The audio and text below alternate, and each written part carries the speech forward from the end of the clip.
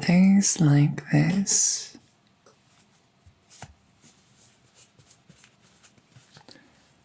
truly are the best, aren't they?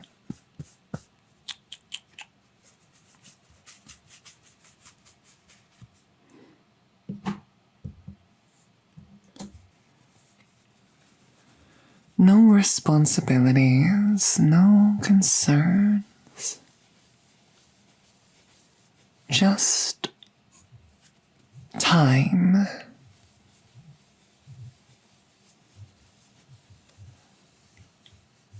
Time which I can naturally spend on tending to my treasures.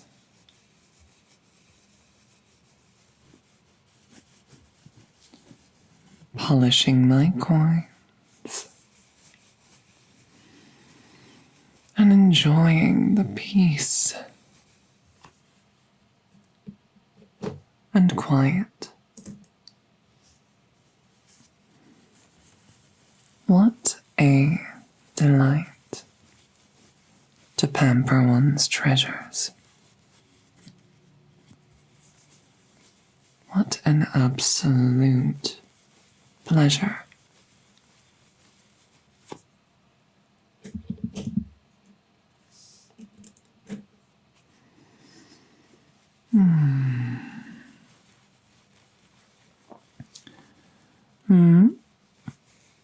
What was that?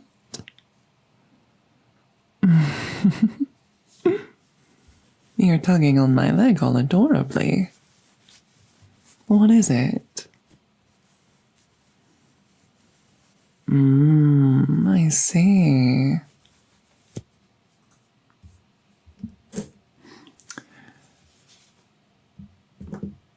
You wish to be pampered too? Not to worry. You are, of course, one of my dear, dear treasures. I will tend to you. But first, I must finish tending to my collection of coin.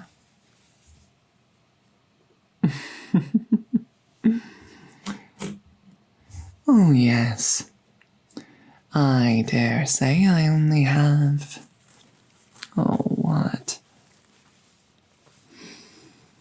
78,000 gold coins to go?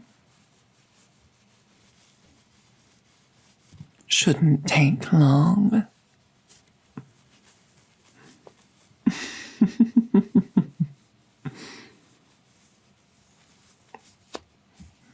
Patience, my dear treasure, you will have your turn. Not to worry about that. Sometimes one must prioritize, you see.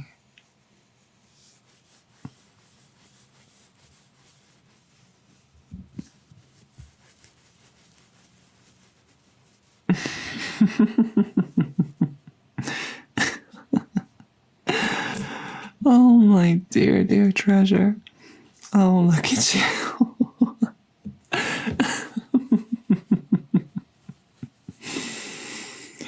Not to worry, my dear. Really, truly. There is no world in which I would value such paltry treasure as coins more highly than you.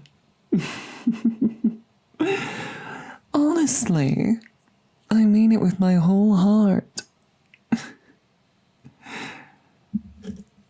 These coins are nothing compared to you. I would sacrifice all of them in a moment, if that's what it took to keep you. You are worth all the coin in the world. Truly, I promise you.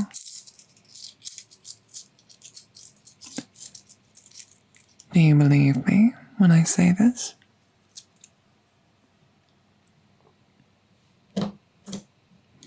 Then why am I still tending to these coins instead of you?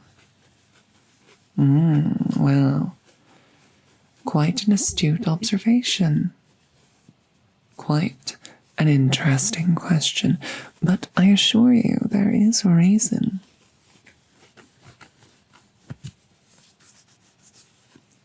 Care to take a guess, my most dear treasure?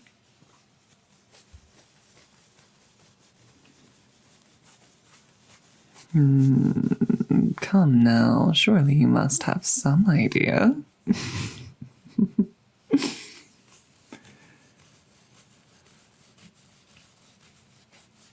All right. I shall answer. I shall speak true. The reason I am tending to these coins before I turn my attention to you is because as much as you are worth all the gold in the world, your adorable little grumpy pout is worth the entire world itself. That's true. It's very true. Your royal poutiness is priceless. And to a dragon, that is quite a statement to make. You know, a dear friend of mine once told me, no dragon's hoard is ever complete without a noble. It's true. It's true. She happened to abduct a duke, and she was quite happy with her acquisition, I must say. She was most pleased. And I will admit, when I first encountered this treasure of hers, when she trusted me as a dear friend to be within proximity of this beloved treasure of hers, I realized just how preciously adorable your kind could be. Indeed, not just mortals, but royals. You're so used to being pandered to, listened to, obeyed. You're so used to having everything you've ever wanted given to you on a platter.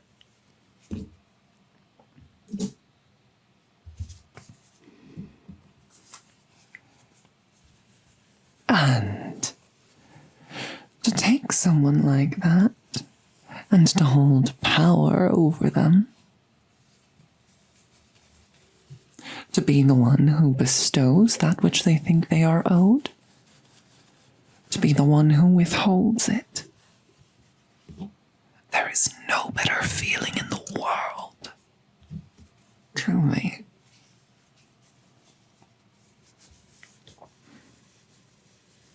Seeing how pathetic you get. How needy, how helpless.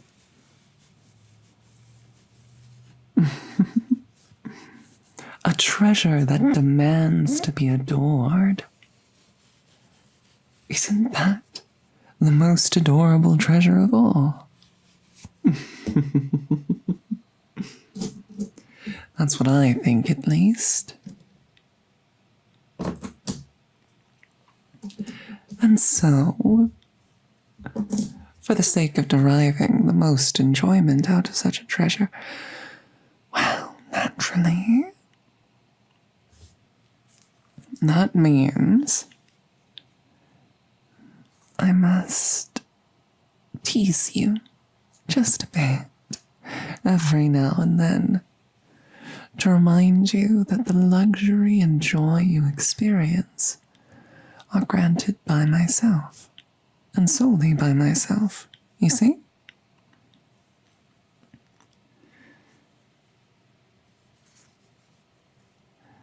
to show you all that I can give, all that I have given,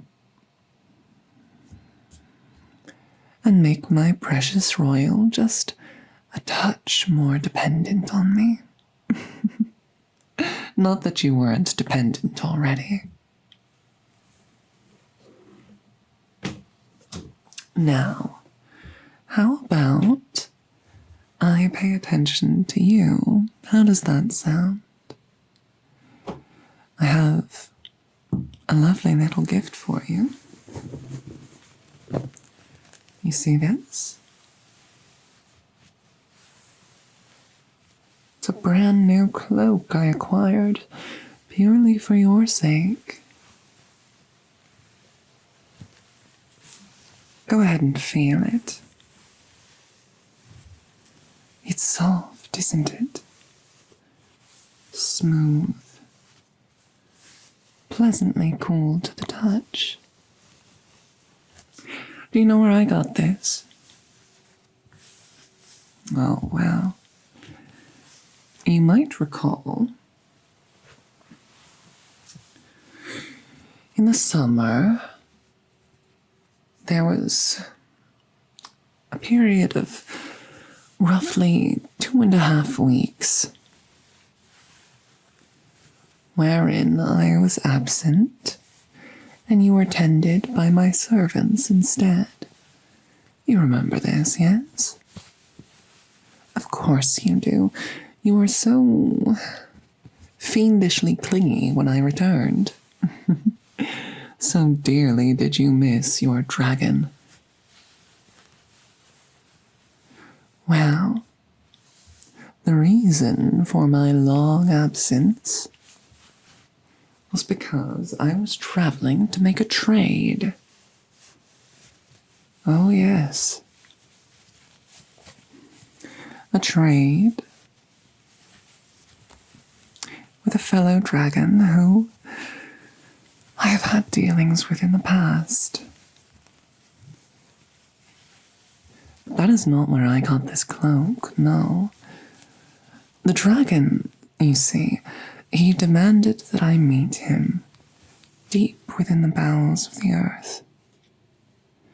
He is one of the crystalline dragons, you see.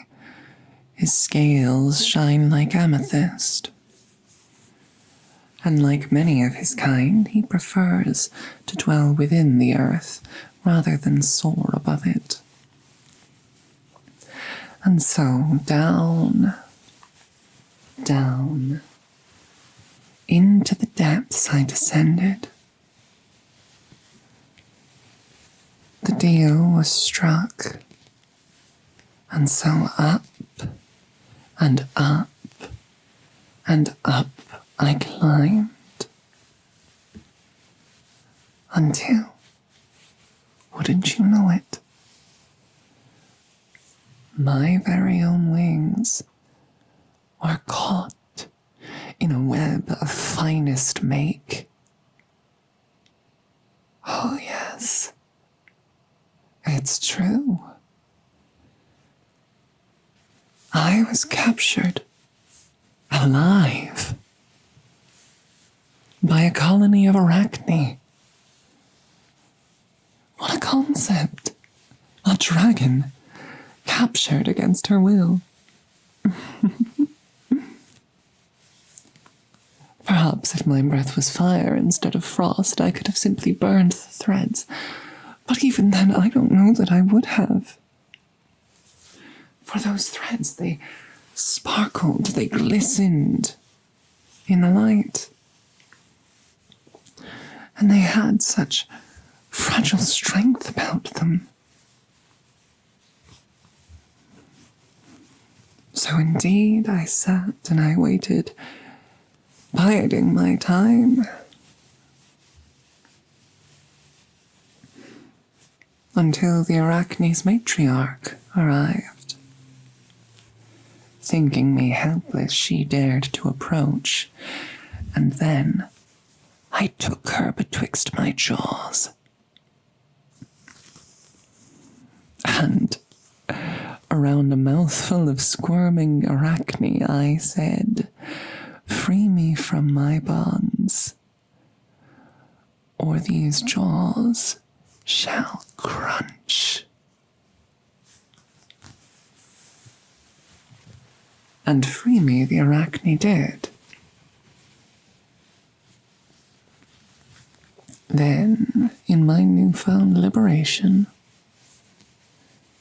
I demanded they provide me some of their silk. Silk which, on a later event, I took to a weaver and had made into this beautiful garment special for you.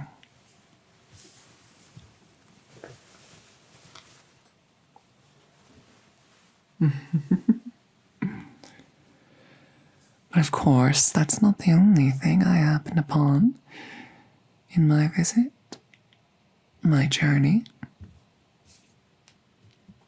Indeed, the purpose of my journey was for this. What is it, do you wonder?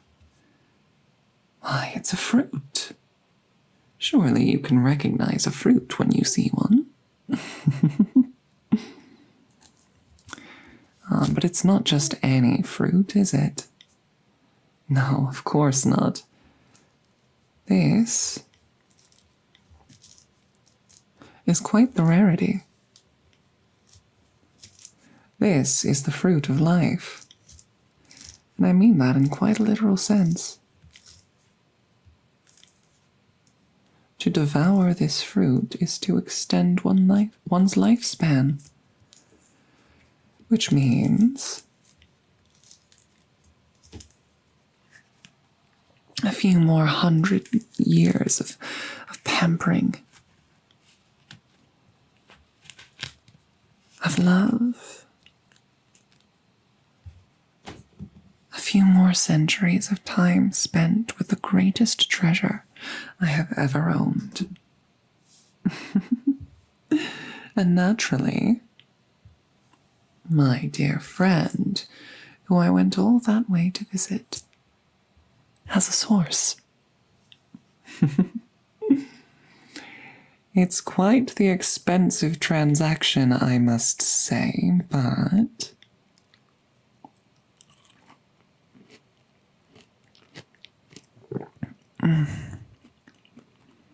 it's quite worth it, don't you think? It's quite worth it for the sake of my beloved treasure.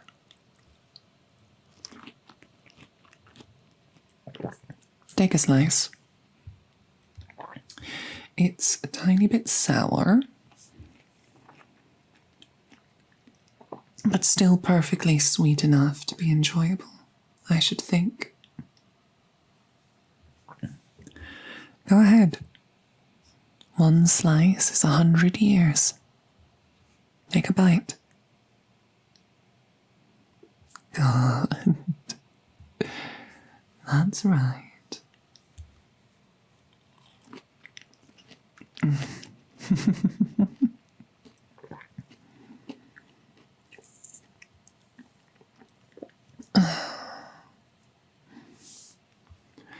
With the entire fruit split between us, that should add another 500 years of your life.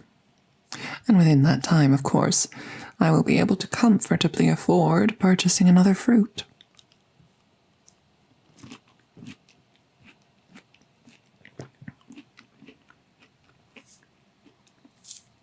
And on we may do this.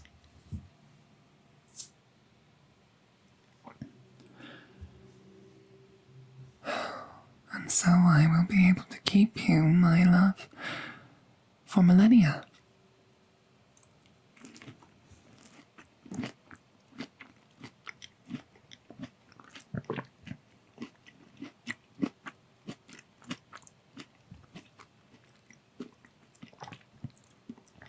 And doesn't that sound nice, my dear? Oh, yes. Oh, yes. yes, I expect it will be heavenly.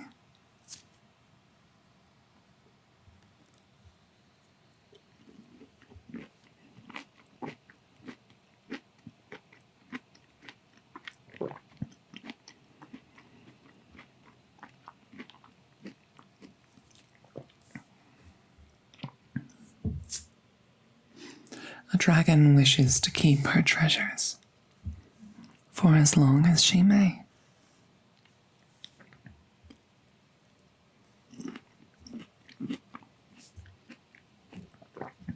This is why coins are polished.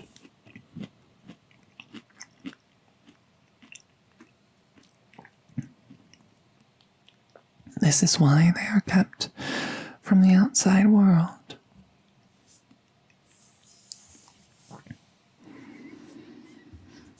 It's an expression of love. To a dragon, to love is to keep, to hold, to possess for years and years and years and years.